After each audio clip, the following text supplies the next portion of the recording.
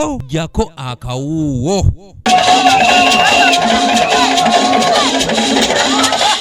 Wadde nga gavumenti efubye obutaleka abantu baliko obulemu mabega bo bannamagoye mu disitulikiti ewa Kiso bagamba nti kikyabulamu era bano nga bakulembeddwamu Doreen Namwanje Mayanja abo badde bakuŋŋaanye okwegatta ku bannaabwe mu nsi yonna okwefumiitiriza ku mbeera mwe bayita bawanjaza olw'ebbeeyi y'ebintu byebakozesa mu bulamu bwabwe obwa bulijjo eyeeyongera buli lukya gye bagambye nti eva ku misolo eminene eteekebwa ku bintu bino so nga ate n'embi emirimu basosolebwa. Twakizuula nti bamaama naffe ffennyini ffe tusinga okusanga obuzibu abantu abali mu mbeera eno olw'ensonga bamaama bw'azaala omwana alinga ffe tabaako taata bamugamba muzzeeyo mu bazungu gye wamubazadde muzzeeyo mu bayindi nze oyo simuzaalangako bataata olwo lwe luyimba lwammwe twalukwata kubanga buli kanaku amasimu gatukubirwa eno waliwo yazadde n'atema n'omulanga. Bano bagamba nti ne mu bulamu obwa bulijjo basanga obuzibu mu bantu bawangaala nabo obw'okubatwalanga ng'ekikolimo.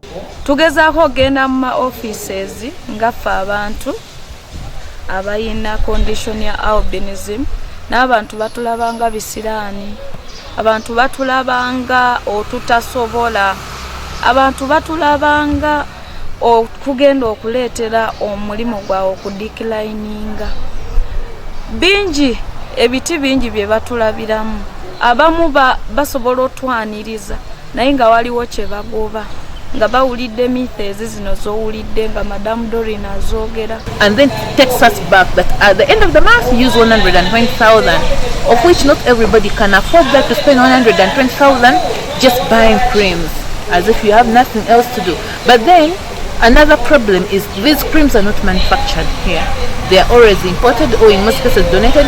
The taxes were waived off. We want to thank the revenue for that. But then these things have to be tested. Kansala akiikirira bano ku disitulikiti ewa Kiso Omumbejja Mazzi Deborah bano abasabye okulekerawo okwekubagiza era bettanire nnyo enteekateeka za gavumenti gamba ng'eya parish development model eyakatongozebwa basobola okwejja mu bwavu.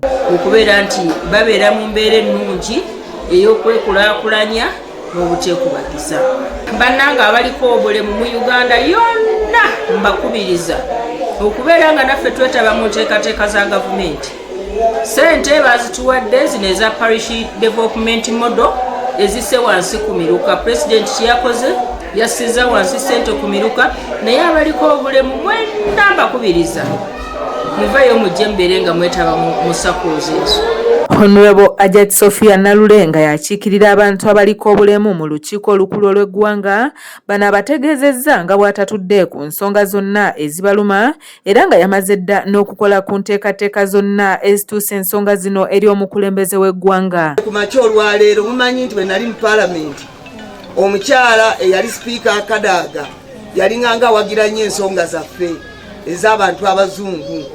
Kedde ne mukubira mu kimanyi pulezidenti yamuwa kakati ye minisita wa East Africa era nkedde ne mukubira kubanga waliwo ensonga ezikwatako ng'abantu abaliko obulemu ezitukwatako ng'abantu abalina kale enjeru wano be tuli nammwe ezikwataganira mu nsi zonna eza East Africa era mubuulidde naŋŋamba wandiika otuuke gye ndi. Kanyike Kevinzi yakusakidde eggulire lino okula ABS Television. We have to drive to Jinja, which is quite expensive.